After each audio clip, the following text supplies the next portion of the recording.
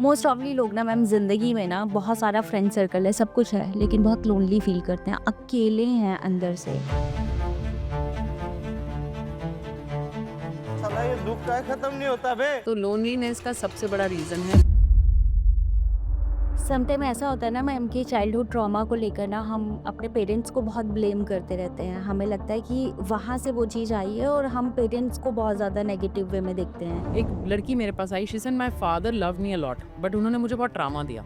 She said कि मेरी माँ ना जब भी मुझे कहती थी कि घर पे मेरे साथ काम करा दो, तो मेरे डैड आके डांट देते थे। जब मैं ससुराल गई तो मुझे घर का काम ही नहीं आता था। तो I had trauma from my childhood. अब इसमें फादर ने क्या किया? ज्यादातर जेंट्स को जो बचपन से सिखाया था मर्द को दर्द नहीं होता, उनको सिखाया ही नहीं है कि उनको अपने इमोशंस को प्रोसेस कैसे करना है। And that is why mostly men have heart problem. Sometime ऐसा होता है ना कि हम बहुत करीब होते हैं अपनी अचीवमेंट के, लास्ट ईयर एक नंबर से लिस्ट से बाहर हो गया। बट बार बार ना हम वहाँ से वापस आते हैं। 1.5 नंबर पूरा साल खा गया।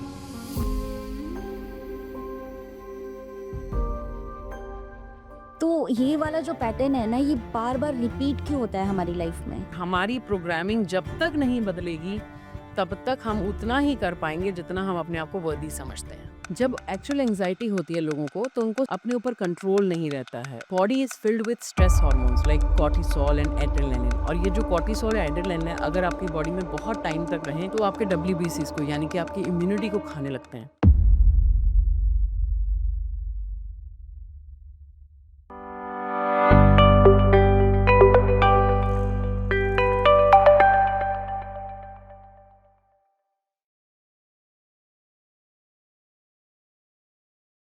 नमस्ते एवरीवन, वेलकम टू सोच मैटर्स। अगर आज के टाइम पे आपको भी लगता है कि आप एंजाइटी डिप्रेशन को फेस कर रहे हैं या आप एक सेम पैटर्न में फंस चुके हैं, आप बार बार एक रिपीटेड पैटर्न को फॉलो कर रहे हैं, आपको लगता है कि आप अपने टारगेट के बहुत करीब हैं लेकिन करीब पहुंचते ही आप दोबारा से डाउन आ जाते हैं, या बार बार आपकी लाइफ में ब्रेकअप्स की सिचुएशंस बन रही है, एंजाइटी बन रही है, टॉक्सिक लोग आपके पास में आ रहे हैं, या आप जिस टीम को मैनिफेस्ट करना चाहते हैं आपको वो टीम नहीं मिल रही है, या वो वर्कहॉलिक एनवायरनमेंट नहीं मिल रहा है।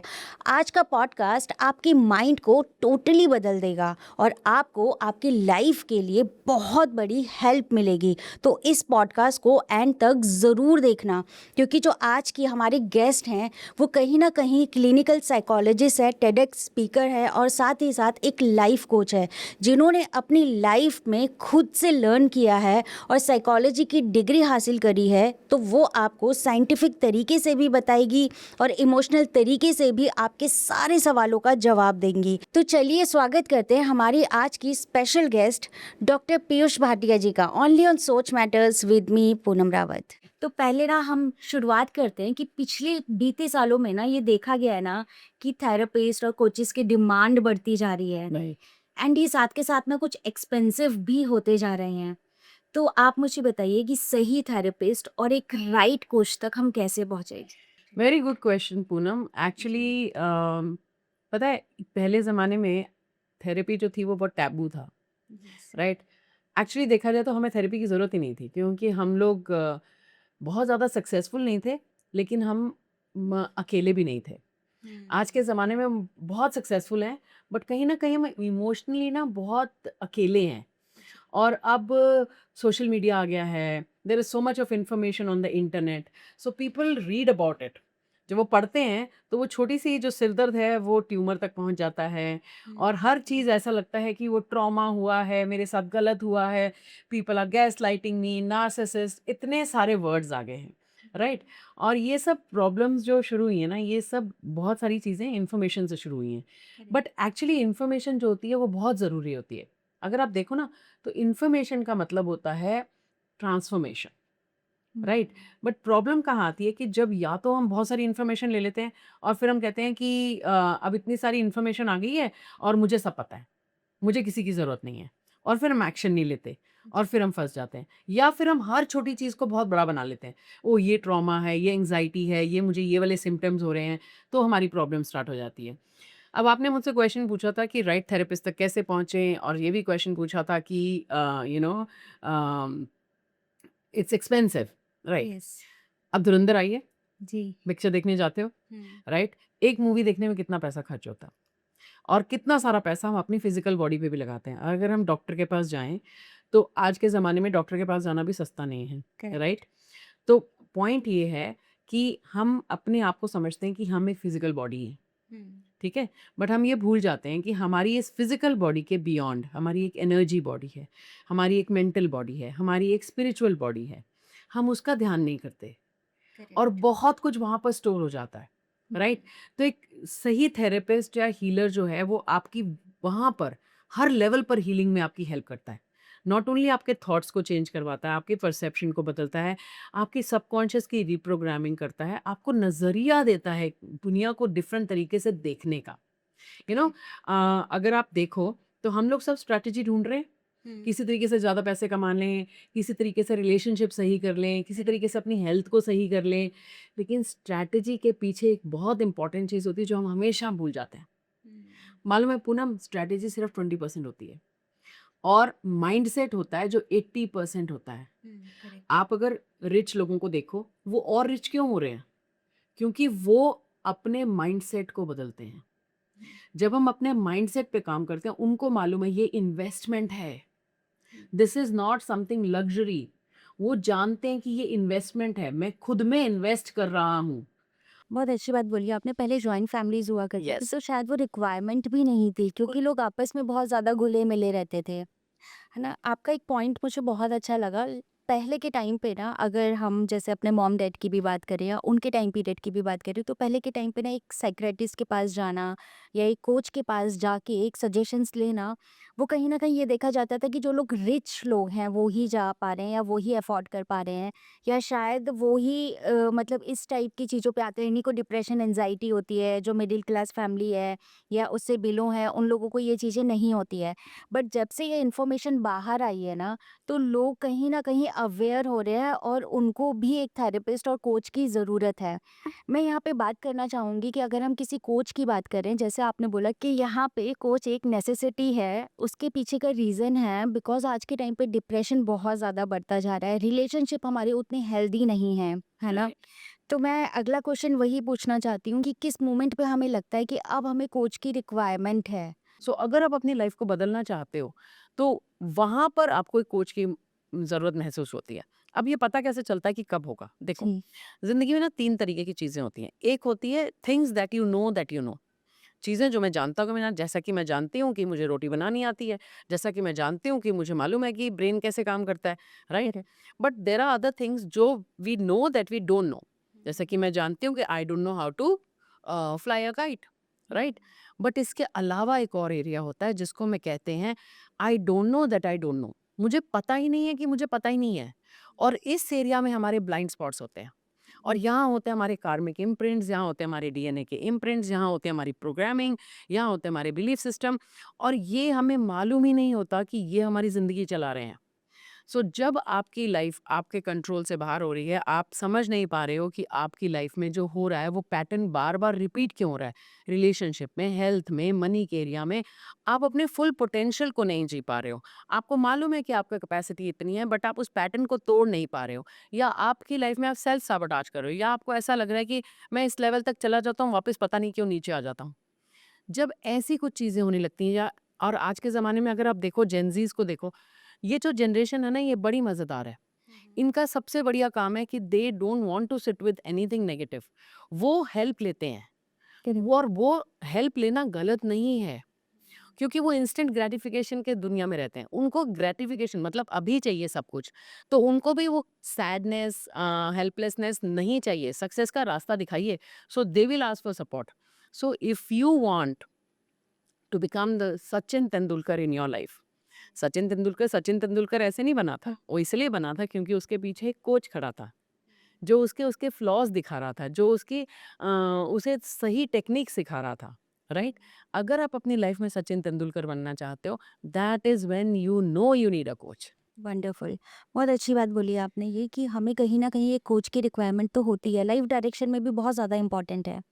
सम टाइम ना ऐसा होता है मैम, जैसे आप रिपीटेड पैटर्न की बात कर रहे हैं, सम टाइम ऐसा होता है ना कि हम बहुत करीब होते हैं अपनी अचीवमेंट के, बट बार बार ना हम वहां से वापस आते हैं। यस। तो ये वाला जो पैटर्न है ना, ये बार बार रिपीट क्यों होता है हमारी लाइफ में? देखो लाइफ में ना कुछ एक्सपीरियंस होते हैं, राइट? जैसे आपने अपने समझ लो कि अपने पेरेंट्स को देखा, ठीक है? और अपने पेरेंट्स को पैसे के लिए लड़ते हुए देखा। तो कहीं न कहीं आपने ये अपना बिलीफ बना लिया, क्योंकि लाइफ में एक एक्सपीरियंस हुआ, पैसा कम है, पेरेंट्स लड़ रहे हैं, और दूसरा ये भी देखा कि फादर को किसी ने चीट किया, मैनिपुलेट किया। सो ये जितने भी एक्सपीरियंस होते हैं ना, हमारे बिलीफ बन जाते हैं। तो समझ लो पैसे के बारे में आपका बिलीफ बन गया कि पैसा नहीं होने पर लोग चीट करते हैं, या पैसा ज़रूरी है, या पैसा कमाना मुश्किल है, या पैसा के कारण रिलेशनशिप टूटते हैं। वो बिलीफ बन गया। अब हमारे ब्रेन के लिए हमारा बिलीफ इतना इम्पोर्टेंट होता है कि वो उसको प्रिजर्व करने के लिए हमारे एक्सपीरियंस क्रिएट करना शुरू कर देता है। अब हमारी लाइफ पहले तो एक्सपीरियंस के बेस पर हमारा बिलीफ बना, अब हमारे बिलीफ इतने स्ट्रांग है बिकॉज आप ब्रेन के लिए सबसे इंपॉर्टेंट होता है सेल्फ आइडेंटिटी और सेल्फ प्रिजर्वेशन। तो हमारी आइडेंटिटी को प्रिजर्व करेगी। और आइडेंटिटी क्या है कि पैसे, मैं स्कैसिटी वाला पर्सन हूँ, या मेरे को पावर्टी कॉन्शियसनेस है, तो वो मेरे लिए वही एक्सपीरियंस क्रिएट करेगी। सो इसको इस तरीके से अगर मैं सिंपल लैंग्वेज में बोलूँ, तुमने गीजर देखा है? गीजर में जो आप टेम्परेचर सेट कर दो तो पानी उतनी डिग्री तक कम यस। होता है ना? तो ऐसे ही हमारी लाइफ में भी एक थर्मोस्टेट है। समझ लो कि आपका थर्मोस्टेट है कि मेरी औकात 2 लाख रुपए महीना कमाने की है। तो जब भी आप उससे ज़्यादा कमाओगे, या आपके सामने अपॉर्चुनिटी भी आएगी, कहीं ना कहीं आप उस अपॉर्चुनिटी को और उसको सेल्फ सैबोटाज कर दोगे, बिकॉज आपका अंदर से जो थर्मोस्टेट है वो सिर्फ 2 लाख पे सेट है। करेक्ट। तो इसको चेंज करना बहुत ज़रूरी हो जाता है, and that is the reason why we try to do things but they don't happen, because कहीं ना कहीं हम प्रोग्राम्ड हैं, और हमारी प्रोग्रामिंग जब तक नहीं बदलेगी तब तक हम उतना ही कर पाएंगे जितना हम अपने आप को वर्दी समझते हैं। करेक्ट। परफेक्ट। जैसे कि मैं सेल्स में हूँ, तो मेरे साथ में ना काफ़ी टीम मेंबर ऐसे हैं, जैसे ये जो 2 लाख वाली बात बोली है ना आपने, ये बिल्कुल परफेक्ट जा रही है। क्योंकि क्या होता है ना, सम टाइम वो अपने टारगेट डिसाइड कर लेते हैं और उनको लगता है कि वो यहीं तक अचीव कर सकते हैं। बोलते हैं वो कि हम इससे ऊपर जाएंगे या अचीव कर पाएंगे, बट सम हाउ वो कर नहीं पाते हैं वहाँ तक, क्योंकि उनका माइंडसेट वहीं तक है। ये बहुत अच्छी बात बोली आपने। मैं ना थोड़ा सा यहाँ पे एक इमोशनल उस पे भी आना चाहूँगी कि लाइक एक एग्जांपल लेते हैं हम, कि किसी की फैमिली है, वहाँ पे उनको बिजनेस लॉस हो चुका है। उसी फैमिली में एक बच्चा है, ठीक है, 17-18 साल का बच्चा है, टीनेज में है, जो देख रहा है कि हमें लॉसेस हो रहे हैं।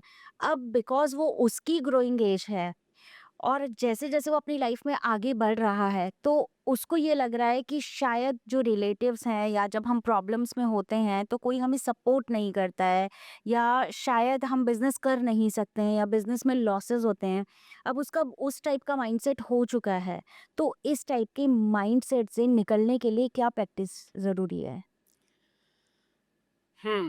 अब इसको अच्छा चलो, एक कंप्यूटर है। जी। कंप्यूटर का अगर टैली, इसके अंदर अगर टैली प्रोग्राम है तो आप टैली कर पाओगे। अगर आप उसके अंदर टैली नहीं है तो आप टैली नहीं कर पाओगे, राइट? तो आपको क्या करना होगा, उसमें टैली का प्रोग्राम इंस्टॉल करना होगा, राइट? अब पहले कहा जाता था कि हम अपने ब्रेन को नहीं बदल सकते, है ना? कि ऐसा भी बोलते थे, ये इतनी उम्र होगी अब क्या दिमाग बदलेगा, राइट? अब तो हम बड़े हो गए, दिमाग क्या बदलेगा, राइट? या ऐसा तो ये अब ये मिथ टूट चुका है। There is something called neuroplasticity, जी। ठीक है? और न्यूरोप्लास्टिसिटी क्या कहती है कि हमारा ब्रेन प्लास्टिक है, और हम उसको जैसा चाहे मोल्ड कर सकते हैं। सो आपको अपने अपने प्रोग्राम्स को सब 2 स्टेप्स में, अगर कभी भी आप ट्रांसफॉर्मेशन करना चाहो, अपने आप को बदलना चाहो, तो सिर्फ उसके 2 ही स्टेप होते हैं। एक स्टेप होता है अवेयरनेस, और सेकंड स्टेप होता है, और अवेयरनेस का जो स्टेप है ना वो सबसे बड़ा होता है। लाइक 90% अवेयरनेस होती है। पहले तो हमें पता ही नहीं होता, क्योंकि that is the space where my blind spot is, है ना? Don't know that I don't know. तो मुझे मालूम ही नहीं है कि मेरी लाइफ में ये हो रहा है, तो इसके पीछे कोई बिलीफ है, मुझे पता ही नहीं है, राइट? तो पहले तो मुझे वो अवेयरनेस आए। 90% लोग क्या सोचते हैं कि और लाइफ में सब बढ़िया चल रहा है, मैम आप देखिए मेरी लाइफ, मेरे पास भी लोग आते हैं, राइट? तो वो क्या बोलते हैं, मैम देखिए लाइफ कितनी बढ़िया चल रही है, और मैं बोलती हूँ नहीं यहाँ गड़बड़ है, एंड दे से नहीं मैम देखो ना सब तो बढ़िया है, ये ऐसे ऐसे। बट वो रेड कार्पेट जिसके ऊपर वो खड़े हैं उसके नीचे डेड रैट्स हैं, उनको निकालना बहुत ज़रूरी है। और वो कहाँ से आ रहे हैं? आपके बचपन से आ रहे हैं। जहाँ पर आपके साथ बहुत कुछ हुआ, जहाँ हुँ, पर आपको बोला गया कि तुम स्टूपिड हो, तुमसे नहीं होगा and all those things and you were broken down. You are a piece of God, but आपको तोड़ा गया और आपको ये कहा गया कि नहीं, तुम उतना ही कर सकते हो जितना जितना तुम्हारे बस में है। So now you can reprogram your subconscious, that's the best part. आपके सबकॉन्शियस में जो प्रोग्राम हो चुका है उसे हम आज बदल सकते हैं, उसको हम रीप्रोग्राम कर सकते हैं। उसकी प्रोसेस है ना? जैसे अभी मैं रिट्रीट लेके जाती हूँ, जी। उस रिट्रीट में हम क्या करते हैं, 96 आवर्स में हम लोगों को ले जाकर उनको उस एनवायरनमेंट में, which is a controlled environment, उस एनवायरनमेंट में हम उनको पहले आइडेंटिफाई कराते हैं कि उनके कौन से बिलीफ हैं जिनके कारण उनकी लाइफ नहीं चल रही है। रिलेशनशिप काम नहीं कर रहे हैं, हेल्थ काम नहीं कर रही है, पैसा काम नहीं कर रहा है, क्या हो रहा है उस एरिया में, and then we help them to reprogram their subconscious. और आजकल बहुत तरीके हैं, and when you go to a trained person, you can always work with them and they will help you to reprogram your subconscious. और जब आपको programming बदल जाएगी तो आप लाइफ में वो क्रिएट कर सकते हो जो आप चाहते हो। सम टाइम ऐसा होता है ना मैम कि हम बहुत ज़्यादा टॉक्सिक एनवायरनमेंट में रह रहे होते हैं। इनफैक्ट हमारा ब्रेन हमें बार-बार कमांड करता है कि आप यहाँ से निकलो या मूव ऑन करो, बट समहाउ हम नहीं कर पाते हैं। तो वो जो नेगेटिव वाइब्रेशंस है ना, उससे कैसे बाहर निकला जाए? कुछ ऐसी टिप्स आप बताइए कि जो लोग कोचेस को हायर नहीं कर पा रहे या कोई कोचिंग जॉइन नहीं कर पा रहे हैं, वो लोग कैसे खुद को बेटर करें और उस टॉक्सिसिटी से कैसे निकलें और अपनी वाइब्रेशन को हाई करें? सो अपनी वाइब्रेशन को ऊपर रखना तो बहुत ज़रूरी है, बिकॉज हम अपने आप को सोचते हैं कि ये जो सॉलिड चीज़ है, ये सॉलिड नहीं है। It is made up of molecules, it is made up of atoms, atoms are made up of electron, proton, neutrons. और इलेक्ट्रॉन्स के बीच में बहुत सारी खाली जगह है जिसमें एनर्जी है जो वाइब्रेट करती है, जिसकी एक फ्रीक्वेंसी होती है, राइट? तो अगर हर चीज़ एनर्जी है और हम अपनी लाइफ में कुछ चाहते हैं, तो हमें उस एनर्जी की फ्रीक्वेंसी के साथ अपने आप को मैच करना होगा। जैसे कि अगर आप एक रेडियो हो करेक्ट। और आपकी फ्रीक्वेंसी 93.5 है, जी। बट आपको अच्छा नहीं लग रहा आपकी लाइफ में कौन सा गाना बज रहा है, आपको गाना सुनना है जो 102.6 पर है, तो आप क्या करोगे? Frequency change. फ्रीक्वेंसी चेंज करोगे। किसकी? अपनी। तो जो टॉक्सिक एनवायरनमेंट है वो इसलिए टॉक्सिक ज़्यादा है क्योंकि कहीं ना कहीं आप खुद को प्यार नहीं करते, आप खुद के लिए स्टैंड नहीं ले रहे। ये दुनिया सिर्फ एक मिरर रिफ्लेक्शन है। करेक्ट। जो भी आपके साथ हो रहा है वो कहीं ना कहीं आप ही दे रहे हो जो आपके पास रिफ्लेक्ट होके आ रहा है, क्योंकि आप गाना तो वही बजेगा ना आपकी लाइफ में जिस फ्रीक्वेंसी पर आप वाइब्रेट करोगे, राइट? तो हमें किसी को बदलने की, किसी को चेंज करने की जरूरत ही नहीं है। सिर्फ हम लोगों को फिक्स कर ही नहीं सकते, हम सिर्फ खुद को ही चेंज कर सकते हैं, खुद को ही फिक्स कर सकते हैं। So the most important thing you have to understand is to work on your self, है ना? आपको खुद पे काम करना है। बाहर जब तूफान आता है ना, हम तूफान को मैनेज नहीं करते, हुँ। हम अपने घर को, खिड़कियां दरवाजे बंद करते हैं, अपने घर को सेफ बनाते हैं। करेक्ट। तो बाहर को बदलने की बजाय खुद पे ध्यान दो, खुद पे काम करना शुरू करो, and you will be learn the tricks ना, लर्न द टूल्स ना, टेक सपोर्ट। एक क्वेश्चन है मैम मेरे माइंड में, जब भी हम किसी थेरेपिस्ट के पास जाते हैं ना आजकल, ये जो चाइल्डहुड ट्रॉमा है ना वो बहुत निकल कर आता है, क्योंकि कहीं ना ये चाइल्डहुड ट्रॉमा की वजह से ही जो हमारी अपब्रिंगिंग है या जो जिस पैटर्न को आज हम फॉलो कर रहे हैं वो कहीं ना कहीं वहाँ से है। एंड इनफैक्ट सम टाइम मैं और भी पॉडकास्ट करती हूँ तो कई बार ऐसा भी समझ में आता है कि हमें पता ही नहीं होता कि हम वो चाइल्डहुड ट्रॉमा को आज तक बैगेज बना के कैरी फॉरवर्ड करें, हमें पता ही नहीं होता है। तो क्या ये हम खुद से पता लगा सकते हैं या खुद को सेल्फ हील कर सकते हैं? ऑफ कोर्स कर सकते हो, जिस भी एरिया में आपकी लाइफ नहीं चल रही है, as I said it is all awareness. See, ऐसा क्या है जो हम नहीं कर सकते, राइट? हम सब कुछ कर सकते हैं। थिंग इज कि टाइम, एनर्जी, और क्या हमारे पास वो उस तरह की एक्सपर्टीज है ना? तो अगर वो एक्सपर्टीज हो और मैं अपने आप को समझ सकूं, तो ऑफ कोर्स क्यों नहीं कर सकते, वी कैन डू दैट, है ना? और उसका पता कैसे चलता है? देखो, आपकी लाइफ में आपके बिलीफ क्या हैं, और वो बिलीफ ही आपका चाइल्डहुड ट्रॉमा है। कुछ तो हुआ था चाइल्डहुड में जिसके कारण वो बिलीफ बना है, राइट? तो वो कहाँ से आ रहे हैं? अपनी लाइफ को देखो, जो भी एरियाज वर्क नहीं कर रहे हैं और उसमें क्या वर्क नहीं कर रहा है, उसके पीछे आपका बिलीफ क्या है, बस इतना ही सिंपल है, करेक्ट। राइट? समटाइम ऐसा होता है ना मैम कि चाइल्डहुड ट्रॉमा को लेकर ना हम अपने पेरेंट्स को बहुत ब्लेम करते रहते हैं। हमें लगता है कि वहाँ से वो चीज़ आई है और हम पेरेंट्स को बहुत ज़्यादा नेगेटिव वे में देखते हैं। तो इसके लिए क्या करना चाहिए? पूनम, एक बात समझते हैं, ठीक है? आपके पेरेंट्स ने आपके साथ जो भी किया, ठीक है? हम जानबूझ के गलती करते हैं। तुम जानबूझ के कभी गलती करती हो, है ना? क्योंकि हम जानबूझकर गलती नहीं करते, इसीलिए उसको गलती कहा जाता है, राइट? सो जो हम करते हैं, हमें उस समय वो सही लग रहा था, इसलिए हम करते हैं। जी। तो अगर हमारे पेरेंट्स को हमें हमें मालूम है उनकी अपब्रिंगिंग कैसी थी। हमें कोई आइडिया नहीं है हमारे पेरेंट्स की अपब्रिंगिंग कैसी थी। हमें कोई आइडिया नहीं है कि उनका बचपन कैसा था, या उनका क्या ट्रॉमा था, या उनको उनके पेरेंट्स ने कैसे ट्रीट किया था, या दुनिया ने उनको कैसे ट्रीट किया था। और उन्होंने जो अपने पेरेंट्स से सीखा, उन्हें लगा यही तरीका है कि 2 थप्पड़ लगाए, मैंने भी 2 थप्पड़ खाए थे, आगे भी 2 थप्पड़ लगाता हूँ, मेरा बेटा भी ठीक रहेगा, है ना? तो यही उन्होंने जो सीखा, उन्होंने वही किया। एक लड़की मेरे पास आई, she said my father loved me a lot, but उन्होंने मुझे बहुत ट्रॉमा दिया। उनके कारण मेरी ज़िंदगी खराब हो गई शादी के बाद। So I asked her what happened? She said कि मेरी माँ ना जब भी मुझे कहती थी कि घर पे मेरे साथ काम करा दो, तो मेरे डैड आके डाँट देते थे और बोलते थे मेरी बेटी आटा नहीं गूँदेगी, तुम मेरी बेटी को ये सब मत बोलो, राइट? जब मैं ससुराल गई, तो मुझे घर का काम ही नहीं आता था। तो I had trauma from my childhood. अब इसमें फादर ने क्या किया? This was love, right? Yes. But think about it, perspective बच्चा क्या कहानी बनाएगा, वो तो बच्चे के ऊपर डिपेंड करता है ना? So move on guys, you have to move on. आगे बढ़ना आपके हाथ में है। उन्होंने आपका पास्ट में जो उनको करना था उन्होंने किया, आपका आपको शेप किया, लेकिन आज आप अपने लिए क्या कर रहे हो वो तो आपकी रिस्पॉन्सिबिलिटी है ना। तो take responsibility for your present and create a beautiful future. यहाँ पे ना बहुत ब्यूटीफुल बात आपने बोली है, माफ़ करने वाली। राइट। मैंने काफ़ी ऐसे लोगों से भी मैं मिली हूँ पर्सनल लेवल पे, जो लोग ना अपनी पुरानी चीज़ों को लेके ना बहुत ज़्यादा बैठे रहते हैं। वो माफ़ ही नहीं कर पाते लोगों को। उनको लगता है उनके नज़र में जिन्होंने उनके साथ गलत किया वो बहुत ज़्यादा गलत हैं, उनके साथ बुरा होना चाहिए। मतलब वो उस तरीके का बैगेज लेके चल रहे हैं जिसकी कोई वर्थ ही नहीं है, कोई वैल्यू ही नहीं है, बट वो उसको भी कैरी फॉरवर्ड कर रहे हैं। ये जो नाराज़गी बनती है ना हमारी अपने ही लोगों से, उसको कैसे ब्रेक किया जाए? वहाँ से कैसे बाहर निकला जाए? इस दुनिया में लॉज हैं, और सबसे बड़ा लॉ क्या है? Law of cause and effect. Cause and effect का क्या मतलब है? कॉज एंड इफेक्ट का आज जो मेरे पे इफेक्ट हो रहा है वो कहीं ना कहीं मैंने कॉज किया है। यस। सो अगर मैंने कॉज किया है, कहाँ? किसी लाइफ टाइम में मुझे नहीं दिख रहा है, या मैंने वो एनर्जी किसी को दी थी जो आज मुझे वापस आ रही है। किसी को मैंने रिजेक्ट किया था इसीलिए मुझे रिजेक्शन आ रहा है। समझ लो कि अगर आप you shouted at your made, let's say, ठीक है, आपने अपनी मेड पे शाउट किया, तो अब आपने एंगर दिया, तो एंगर ही आपके पास वापस आना है। तो क्या वो मेड से आएगा? नहीं। वो कहाँ से आएगा? जहाँ तुम्हें सबसे ज्यादा लगती है।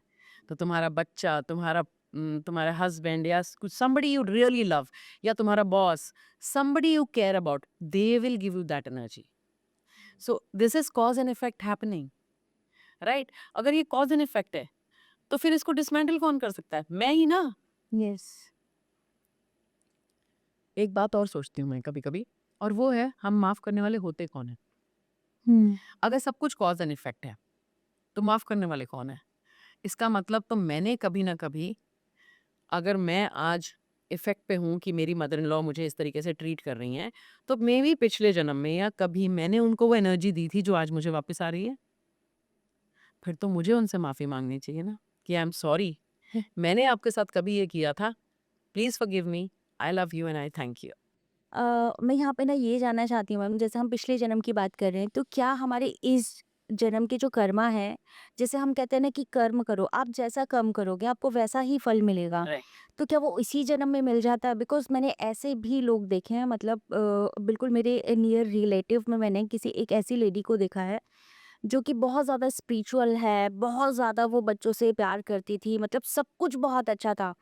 बट एट द एंड उनको कैंसर हुआ और वो डेथ बेड पे ना बहुत बुरी स्टेज में थी। तो लग ही नहीं रहा था कि उनके साथ ये चीज़ क्यों हुआ, या ये होना ही नहीं चाहिए था, क्योंकि उनके जो कर्म थे इस जन्म के वो तो बहुत ही अच्छे थे। तो उनके साथ ये एंडिंग क्यों हुई? पूनम, यहाँ बहुत सारी लेयर्स हैं, चलो मैं आपको थोड़ा सा समझाने की कोशिश करती हूँ। जी। आपकी लाइफ में जो भी होता है वो आप लिख के लाते हो, ये आपकी सोल स्टोरी होती है। आप अपनी सोल स्टोरी बचपन में सॉरी अपने पैदा होने से पहले लिखते हो with the help of your angels guides and all that. और आप अपनी सोल स्टोरी लिख के लाते हो क्योंकि आपको यहाँ इस जन्म में कुछ लेसन सीखने होते हैं जिनके लिए आप आते हो। इसको इस तरीके से समझते हैं कि आपके एक संचित कर्मा होते हैं, मतलब आपका पूरा जितना भी आज तक का आपका कर्मा का बैगेज है, वो बैग है, वो वहाँ पर भरा हुआ है। और उसमें से आप कुछ लेके आते हो जिसको हम कहते हैं प्रारब्ध। ठीक है, वो कर्मा आप लेके आते हो कि ये मेरे 1000 किलो का बैग है, उसमें से मैं 250 किलो इस जन्म में अपना रिजॉल्व करके लाऊंगी। कुछ लोग थोड़ा लाते हैं, कुछ लोग ज़्यादा लाते हैं। कुछ कहते हैं यार इस ज़िंदगी में ना हमने बहुत सारे कर्मा वाला काम कर लिया, इस जन्म में ना सिर्फ मस्ती करने जाएँगे, तो 100 किलो लेके जाते हैं, बस 100 किलो साफ करके आएँगे। कुछ कहते हैं नहीं 300 लेके जाऊँगा क्योंकि मुझे जल्दी-जल्दी सफाई करनी है। तो वो अपने लिए फिर रिलेशनशिप प्रॉब्लम्स, हेल्थ प्रॉब्लम्स और ये सब लिखवा के लाते हैं, राइट?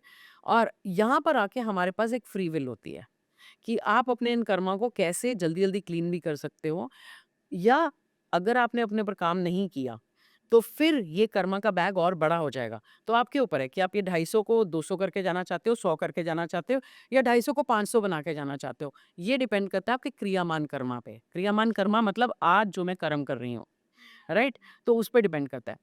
अब अगर हम डिजीजेस की बात करें from a different perspective, and that is cancer का शॉर्ट एक फॉर्मूला है कि अगर आप अपने अंदर एंगर, रिजेंटमेंट और गिल्ट को रख लो तो 3 साल में शॉर्ट कैंसर बन जाता है। तो जब अगर हम अपने आप को सप्रेस करते हैं, because if I look at this woman you are talking about, she is so loving, वो बहुत पॉजिटिव लविंग और ऐसी है। यस। हमारी दो पोलैरिटीज होती हैं, राइट? तो वो इस तरफ की पोलैरिटी में हमेशा पॉजिटिव पॉजिटिव पॉजिटिव, मैं अच्छी अच्छी अच्छी अच्छी अच्छी। तो जो बुरा था, जब एंगर आया, रिजेंटमेंट आया, बिकॉज हमारे अंदर सब इमोशंस हैं, राइट? जब एंगर आया, रिजेंटमेंट आया, गिल्ट आया, फियर आया, जो भी आया, मैंने उसको अंदर दबा लिया। जब मैं अंदर दबा लेती हूँ तो वो अंदर रहता नहीं है, मैं उसके बारे में सोचती रहती हूँ, सोचती रहती हूँ, सोचती रहती हूँ, और उसको मैं सॉलिडिफाई कर देती हूँ। जिसको मैं सॉलिडिफाई कर देती हूँ वो कहीं ना कहीं स्टैग्नेट हो जाता है, और जहाँ पे वो स्टैग्नेट होता है वहाँ पर एनर्जी फ्लो बंद हो जाता है, और जब एनर्जी फ्लो बंद हो जाता है तो उस जगह पर डिजीज बनता है। That is when cancer takes form. So हम अपने इमोशंस को जब अंदर रखना शुरू करते हैं तो वो कैंसर का रूप ले लेते हैं। So that is why I keep saying, telling people कि अपनी फिजिकल बॉडी के अलावा अपनी इमोशनल बॉडी पे ध्यान देना बहुत ज़रूरी है। बिकॉज जब इमोशन आता है ना, तो या तो हम एक्सप्लोड करते हैं, रिलेशनशिप खराब करते हैं, या हम इम्प्लोड करते हैं और अंदर रख लेते हैं और डिजीज बन जाता है। तो हमें तीसरा रास्ता ढूंढना पड़ेगा, and that is processing your emotions, and you have to learn to process your emotions. Yes. And ma'am कैसे, मतलब इसका क्या प्रोसेस है? अगर जैसे हम फीमेल की बातें करें तो मैंने देखा है फीमेल्स तो रोती हैं, बात करती हैं, अपने वो आप को बेटर है, एक्सप्रेस वो करती हैं। बेटर है। बट अगर हम रो लेना, बात कर हाँ, लेना, क्योंकि ज्यादातर जेंट्स को जो बचपन से सिखाया है, मर्द जी, को दर्द नहीं होता, मर्द को नहीं उनको सिखाया ही नहीं है कि उनको अपने इमोशंस को प्रोसेस कैसे करना है। जी, and that is why mostly men have heart problem, right? Heart attacks आदमियों को ज्यादा होते हैं बिकॉज वो अपना सब कुछ, ग्रीफ, एंगर, सब यहाँ पर रख लेते हैं, and that is where they heart chakra gets blocked and they become they have this problems. तो प्रोसेस करना बहुत जरूरी है, रोना, चिल्लाना, चीखना। अब इसमें मैं ये नहीं कह रही हूँ आप लोगों पे चिल्लाओ, लोगों पे चीखो, वो फिर आपके रिलेशनशिप खराब होंगे, है ना? When you are blaming, you are complaining, you are actually making the other person wrong, तो वो आपके रिलेशनशिप्स खराब होंगे। You need to be with yourself. सबसे पहले इमोशन का फुल फॉर्म होता है एनर्जी इन मोशन। सो जो भी चीज, अब जब आप उसको मोशन में नहीं जाने देते हो और उसको रोक लेते हो, गुस्से को, एंगर को, फियर को रोक लेते हो, वहां वो डिजीज बनता है। परफेक्ट। आज के टाइम पे ना मैम काफ़ी सारे पॉडकास्ट हैं, इन्फॉर्मेशंस देख के ना लोगों को लगता है कि वो एंजाइटी में है, डिप्रेशन में है, अरे हमें बहुत नीड है, हम तो बहुत ज़्यादा डिप्रेशन में जा रहे हैं, ऐसा उनको लगता है वो रील्स देख के या ये सब चीज़ें देख के।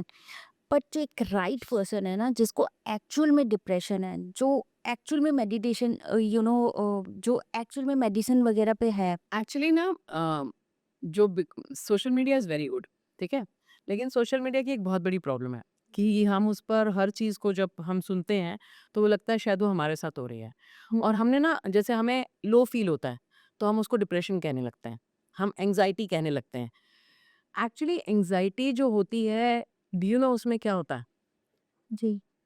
जब एक्चुअल एंग्ज़ायटी होती है लोगों को, तो उनको साँस आनी बंद हो जाती है, उनकी हार्ट बीट तेज़ हो जाती है, उनकी पैल्पिटेशंस हो जाती हैं, उनको अपने ऊपर कंट्रोल नहीं रहता है, उन्हें बहुत सारा डर लगता है, उनकी पूरी बॉडी सो नहीं पाती है, पूरी की पूरी बॉडी फाइट एंड फ्लाइट में चली जाती है।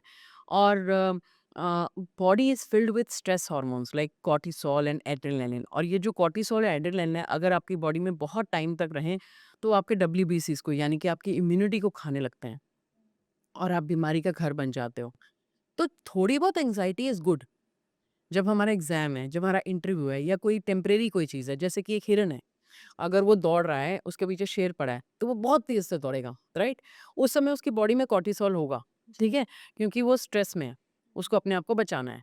लेकिन जब वो खुली जगह पे जाएगा, जहाँ शेर नहीं है, अब वो वापस अपनी नॉर्मल स्टेट में आ जाएगा। लेकिन इंसानों के साथ प्रॉब्लम ये है कि हम नॉर्मल स्टेट में जल्दी से नहीं आ पाते, और जब हमारी बॉडी एंग्ज़ायटी में जाती है, तो बहुत सारे सेल्स को खा भी जाती है। राइट? और स्ट्रेस हार्मोन ज़रूरी भी हैं। जैसे अगर आपकी बॉडी में जब ट्रांसप्लांट होता है ना, उस समय पर स्ट्रेस हार्मोन दिए जाते हैं, क्योंकि बॉडी फिर अपने आप बॉडी वो फाइट एंड फ्लाइट में आ जाती है, और वो जो नया ऑर्गन आ रहा होता है, उसकी तरफ उसका ध्यान नहीं जाता। अभी जैसे मैम अभी हमने बातों बातों में सोल कांटेक्ट की बात करी थी, मेरे मन में ना बहुत ज़्यादा क्यूरियोसिटी है कि कोई अपने लिए दुख दर्द क्यों ही लेकर आएगा, मतलब क्यों चूज करते हैं लोग ऐसी जर्नी को, क्या रीज़न है? आप उस भगवान से निकले हो, गॉड पीस हो, राइट? तो आप उस सिंगुलैरिटी से आए, हम सब एक हैं, राइट? सिंगुलैरिटी से हम इस दुनिया में आए, जहाँ सब कुछ पोलैरिटी है, good bad right wrong white black, है ना? सब है। और गेम क्या थी कि इस सिंगुलैरिटी से आके इस पोलैरिटी के वर्ल्ड में हम न्यूट्रल रहना सीखेंगे, करेक्ट। और जब हम न्यूट्रल रहना सीख जाएंगे, तो फिर हम सिंगुलैरिटी में वापस मर्ज होंगे, जिसको हम मोक्ष कहते हैं। और आपको ना ईश्वर उतना ही देता है, या आप उतना ही अपना लिखवा के लाते हो या लेके आते हो, जितना आप झेल सकते हो। आपको अगर दुख तकलीफ जो आप लिखवा के लाए हो, वो इसलिए थोड़ा ना लाए हो कि मैं यहाँ पर आके कोई भगवान है जो मुझे पनिश करना चाहता है और मैं पनिशमेंट ले रहा हूँ, ऐसा कुछ नहीं हो रहा है वहाँ पर। और ना ही वहाँ कोई बैठकर आपका हिसाब ले रहा है कि ओ अच्छा, इतनी बड़ी धरती, धरती पर एशिया, एशिया में इंडिया, इंडिया में हरियाणा, हरियाणा में फरीदाबाद, उसे फरीदाबाद में एक छोटी से घर में एक पीयूष रहती है, जिसने ये गलती की है, काटो नंबर। ऐसा कुछ नहीं हो रहा है। There's nobody taking a charge, toll of your things like that. सिर्फ आपके इमोशंस और आपकी फीलिंग्स ही आपका हिसाब किताब वहां पर दे रहे हैं। सो अगर आपके इमोशंस और आपकी फीलिंग ही अगर आपका हिसाब किताब दे रहे हैं, तो उस सिचुएशन में जो भी हो रहा है, वहां आप कैसा फील और बिहेव कर रहे हो, या आप किस स्टेट में हो, वो डिसाइड करता है। तो कर- पॉइंट इज कि जो आप दुख, जिसको आप दुख तकलीफ कहते हो, वो आपकी परसेप्शन है ना। आप एक बात सोचो, एक घर जल रहा था और 2 बच्चे वहाँ पे खड़े थे। एक हँस रहा था और एक रो रहा था। तो उन्होंने पूछा, तू रो क्यों रहा है? उसने कहा, हाय हाय हमारा घर लुट गया, हमारा घर जल गया, अब हम कहाँ रहेंगे? और दूसरा क्या कह रहा था? अरे अच्छा हुआ जल गया, पुराना घर था, नया बनाएंगे। वाओ, हाँ। परसेप्शन है ना। Perception, yes. तो आप उस सिचुएशन में कैसे डील करते हो, वो तो आपके ऊपर है ना। आप उसको कह सकते हैं दुख है, तकलीफ है, या उसमें ही कुछ ढूंढ सकते हो। There is nobody who is punishing you guys. कोई हमें पनिश नहीं कर रहा है, और यहाँ कोई विक्टिम नहीं है, और यहाँ कोई किसी को किसी के साथ बुरा नहीं कर रहा है, गलत नहीं कर रहा है। जो हो रहा है परफेक्ट हो रहा है, हमारे भले के लिए हो रहा है। करेक्ट। एंड आजकल ऑनलाइन के ज़माने में ना आधे से ज़्यादा लोग ना रील्स देख के या पॉडकास्ट देख के ना खुद से ही थेरेपिस्ट बन चुके हैं। उन्हें लोगों को जज करते हैं कि डैश बंदा, वो फलां बंदा जो है ना वो नार्सिसिस्ट है, या तुझे एंजाइटी हो रही है, या तुझे डिप्रेशन हो रहा है। तो ऐसे वाले ये ट्रेंड्स को अगर समझना है तो कहीं ना ये बहुत डेंजरस भी लगता है, या क्योंकि आप वहाँ से सीख के ना आप कहीं न कहीं किसी को बता रहे हो कि ये चीज़ है या ऐसा है। तो ये जो अधूरा ज्ञान है, इससे कैसे बचा जाए? अरे ये बहुत खतरनाक है भाई। अगर तुम जिम के तुम एक्सरसाइज की 10 रील्स देख लो, या जी। 50 जगह पर ये सीख लो कि खाना क्या खाना है, उसके बाद आप जिम ट्रेनर बन जाओ, तो किसी ना किसी की हड्डी तुड़वा दोगे। करेक्ट। या ऐसे है कि जैसे कि सेकंड स्टैंडर्ड का बच्चा कहे कि मुझे तो क्वांटम फिजिक्स समझ में आ गई है। So this is a very very I would say this is actually जो जनरली लोगों को हो रहा होता है, उसको भी ट्रिविलाइज कर देता है। ट्रिविलाइज मतलब उनकी जो प्रॉब्लम है वो भी छोटी लगने लग जाती है। तो वेरी इंपॉर्टेंट कि पूरी इन्फॉर्मेशन होना बहुत ज़रूरी है। प्लीज़ अधूरा ज्ञान ना, वो कहते हैं ना, थोथा चना बाजे घना। जी। है ना, वो बहुत हार्मफुल होता है। It is very very important कि आप जो भी करना चाहते हो, आप थेरेपिस्ट बनना चाहते हो, आप लाइफ कोच बनना चाहते हो, please go to a coach or go to a good organization and get yourself certified। जैसे मेरा 1 ईयर प्रोग्राम है जहाँ पे हम लोगों को लाइफ कोचिंग की ट्रेनिंग देती हूँ। लेकिन उस 1 ईयर में they understand about what this physical body is, how the mind works, how emotions work. They also understand about the spiritual side. Correct. एक जो अच्छा थेरेपिस्ट होगा ना, जी। वो खुद पे काम करेगा। वो कहेगा सब कुछ मेरे अंदर है। जिनको मैं अट्रैक्ट कर रहा हूँ वो भी मेरी ही एनर्जी है जो मेरे तरफ आ रहे हैं, है ना? लेकिन एक जो अगर आप अपने ऊपर काम नहीं करते हो, शैलो वर्क करते हैं, तो आप दुनिया को बदलना चाहेंगे। कल मैं समझदार था, तो मैं दुनिया को बदलना चाहता था। हुँ। आज मैं वाइज़ हूँ, तो मैं खुद पे काम खुद कर रहा पे हूँ। काम, यस, वंडरफुल, वंडरफुल। बहुत अच्छी लाइन्स हैं ये। और कहीं न कहीं मैम आज के टाइम पे हम देखेंगे ना, जो हम अगर थेरेपिस्ट की बात करें या किसी साइकियाट्रिस्ट की बात करें ना, यहाँ पे ना स्पिरिचुअलिटी बहुत ज़्यादा इन्वॉल्व हो चुकी राइट। है ना? तो स्पिरिचुअलिटी का क्या वर्क है? मतलब एज़ अ थेरेपिस्ट जैसे आप वर्क कर रहे हैं, तो आप बताइए कि आपको स्पिरिचुअलिटी कहाँ तक हिट करती है? स्पिरिचुअलिटी ही सब कुछ है। लाइक हम अपने आप को सोचते हैं कि मैं एक फिजिकल बीइंग हूँ जी। और जहाँ जो यहाँ पर एक जब मैं मेडिटेशन कर रहा हूँ तो एक स्पिरिचुअल एक्सपीरियंस ले रहा हूँ। हम ये भूल जाते हैं कि हम एक स्पिरिचुअल बीइंग हैं जो इस धरती पर एक ह्यूमन एक्सपीरियंस लेने के लिए आए हैं। हम सोल हैं जो इस धरती पर आई है, इस धरती को एन्जॉय करने, यहाँ पर मज़े करने, हुँ। राइट? तो हम स्पिरिचुअल हैं, जब ये अंडरस्टैंडिंग आ जाती है ना, तो सभी चीज़ें बदलने लगती हैं। और स्पिरिचुअलिटीज़ कोई ऐसी चीज़ नहीं जो आपसे अलग है, it is part of you, it is part of you. इसको जितनी जल्दी आप अपना लोगे, उतनी जल्दी आप अपनी लाइफ में आगे स्पीड से बढ़ पाओगे। Very important step it is. मेरे अंदर ना एक और क्यूरियोसिटी जाग रही है इस बातचीत बोलो, से बोलो। कि जो हमारे आसपास लोग हैं, जिन लोगों से हम मिलते हैं थ्रू आउट द लाइफ, क्या उनका हमारी लाइफ में कोई पर्पस होता है? या 100%। तो ये कैसे, ये सब क्या प्री डिसाइडेड होता है? हाँ जी। सो आपके आने से पहले, आप जी। जब जन्म लेते हो इस धरती पर आने से पहले, आप अपनी सोल स्क्रिप्ट लिखते हो, अपना सोल कॉन्ट्रैक्ट बनाते हो। उस कॉन्ट्रैक्ट में आप अपने जो आपके सोल ग्रुप के लोग होते हैं, तो हम जी। अकेले नहीं आते हैं, हम सोल ग्रुप में आते हैं। तो वो जो सोल ग्रुप के लोग आपके साथ आते हैं, आप एक लेसन डिसाइड करते हो। जैसे कि हमारे को 33 सोल लेसन सीखने होते हैं बिफोर वी गेट मोक्ष। कि ठीक है? हाँ। वो 33 सोल लेसन सीखने के लिए हमें बार-बार धरती पे आना पड़ता है बिकॉज़ धरती हमारा स्कूल है। तो आप लेसन घर पे तो नहीं सीख सकते, स्कूल जाना पड़ेगा, स्कूल जाने के लिए आपको धरती पे आना पड़ेगा। तो करेक्ट। आप धरती पर आते हो, तो आप किनके थ्रू लेसन सीखोगे? वो हैं आपके सोल ग्रुप के लोग। तो जो भी आपको सीखना है, समझ लो कि मुझे सेल्फ लव सीखना है, वन ऑफ द लेसन्स, या मुझे फॉरगिवनेस सीखनी है। हुँ। तो मेरे जो सोल ग्रुप के लोग हैं, मुझे उसका उल्टा देंगे। ओह! तभी मैं वो मुझे वहाँ से प्यार नहीं मिलेगा, तो करेक्ट। तभी मुझे खुद से खुद को प्यार करना सीखना होगा। So that is the contract we make. क्योंकि my father will come, he will do this, my mother will come, she will do this. मेरे को ऐसा हस्बैंड मिलेगा जो मुझे चीट करेगा, मुझे ऐसे लोग मिलेंगे जो मुझे मोलेस्ट करेंगे, ऐसे लोग मिलेंगे जो मुझे मैनिपुलेट करेंगे, मुझे चीट करेंगे, और मुझे इस सब में फॉरगिवनेस सीखनी है और अपने आप को इवॉल्व करना है। और वो लेसन सीख के जब मैं वापस जाऊंगी फॉरगिवनेस का या सेल्फ लव का या उन 33 लेसन्स में से जो भी, तो मैं अपग्रेड होंगी। तो वो सब लोग मेरी अपग्रेडेशन के लिए आए हैं। यस।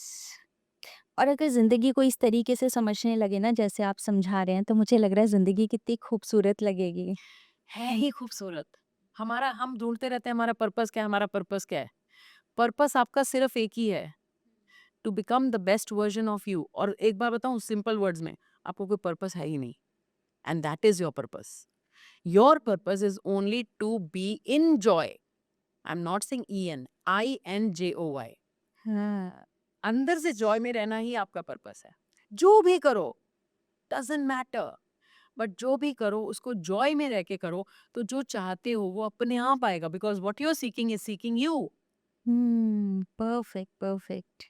अभी मेरे माइंड में यही क्वेश्चंस चल रहे थे कि हमारा पर्पस क्या है? हम क्यों आए हैं? किस लिए आए हैं? तो शायद उसका सॉल्यूशन यहाँ पे मिल रहा है। मोस्ट ऑफली लोग ना मैम ज़िंदगी में ना बहुत सारा फ्रेंड सर्कल है, सब कुछ है, लेकिन बहुत लोनली फ़ील करते हैं, अकेले हैं अंदर से।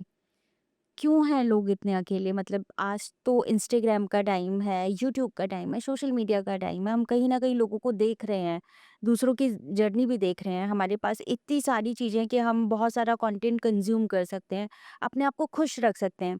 उसके बावजूद हम बहुत अकेले हैं। तो लोनलीनेस का सबसे बड़ा रीज़न है बिकॉज़ हम कहीं न कहीं वर्चुअल फ्रेंड्स बहुत ज़्यादा बना रहे हैं, राइट? सोशल मीडिया में अपने आप में कोई प्रॉब्लम नहीं है, उस ऐप में कोई प्रॉब्लम नहीं है। जी।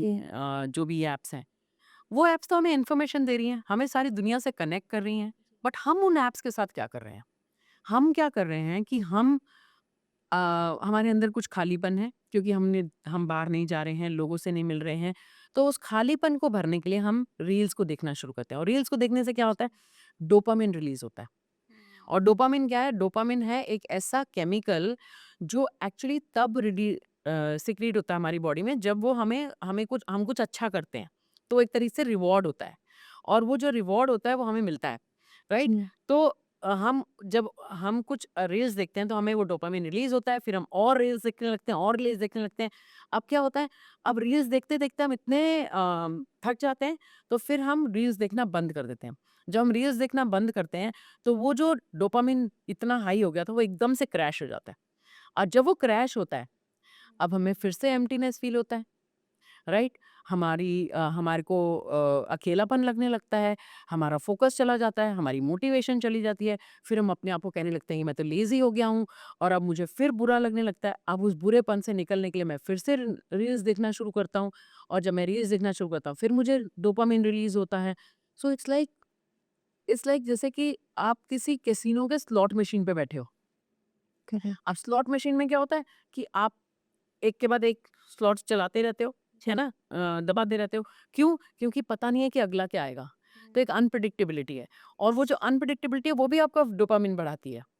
तो आप इस चक्कर में फँस जाते हो। तो आप कहीं न कहीं रियल वर्ल्ड से डिस्कनेक्ट हो जाते हो। राइट? साथ में आपकी वाइफ सो रही है। आप उसको गुड मॉर्निंग, गुड नाइट नहीं कह रहे हो बिकॉज़ आप अपनी उठते ही आपके फ़ोन में बिज़ी हो, सोते समय आप अपने तो ऐसा नहीं है कि आप अकेले हो इसलिए भी आप लोनली हो। आप लोनली अपने आप में हो क्योंकि आप रील्स और डोपामाइन के चक्कर में फँस गए हो and then it becomes an addiction हुँ। और जिससे बाहर निकलना एक बहुत बड़ी प्रॉब्लम हो जाती है। सो सबसे पहले please make some real friends and do some fun activities, be with yourself. Garden में जाएँ, गा घास पे वॉक करें, थोड़ी-सी ग्राउंडिंग करें, अपने आप से कनेक्ट हों। अपने आप से कनेक्ट हों, अपने आस-पास के एनवायरनमेंट में और दूसरी बात ना, ये जो हमने लोनलीनेस लोनलीनेस कहना शुरू कर दिया ना, इसको अगर हम नाम बदल दें सॉलिट्यूड, सॉलिट्यूड को एन्जॉय करो, कैंडल जलाओ, एक अच्छी-सी किताब पकड़ो, उस किताब को पढ़ो, कुछ नॉलेज मिलेगी एंड व्हेन योर नॉ जब आपकी नॉलेज बढ़ती है, तो ऑफ कोर्स ज़िंदगी में बहुत सारी चीज़ें बदलती हैं। राइट? तो स्पेंड टाइम विद योरसेल्फ। ये टाइम दोबारा नहीं आएगा। आज आपकी शादी नहीं हुई है, आप सॉलिट्यूड को एन्जॉय करिए। लोनली क्यों कह रहे हो अपने आप को? ये दोबारा नहीं आएगा। इसके बाद तो रिस्पॉन्सिबिलिटीज़ आएँगी, इसके बाद तो फैमिली आएगी। So start enjoying your solitude, change the name. Don't call it loneliness, call it solitude and start enjoying it. Meditate करो, डीप ब्रीथिंग करो, अपने एनवायरनमेंट को साफ-सुथरा करके उसमें एन्जॉय करना शुरू करो। सिर्फ बाहर पेड़ों को देखो, बाहर बारिश को देखो, एन्जॉय करो इस टाइम को।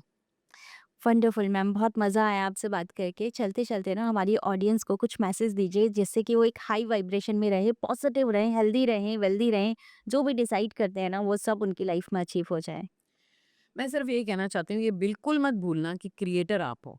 You are the creator. Your thoughts, your feelings, your belief and your actions are creating your reality. और अगर आप गॉड पीस हो और आपकी रियलिटी आप ही क्रिएट कर रहे हो, तो फिर क्या क्रिएट कर रहे हो? क्यों ब्लेम और कंप्लेन में हो? Think positive, believe that this is a friendly universe and you live in a friendly universe, and anything and everything that you can set your heart on, you can achieve it, because everything is possible and you can have it all. हाँ, thank you so much ma'am. Thanks for joining us. Wish you all the best for your bright future. Thank you so Thank you. Much. Thank you.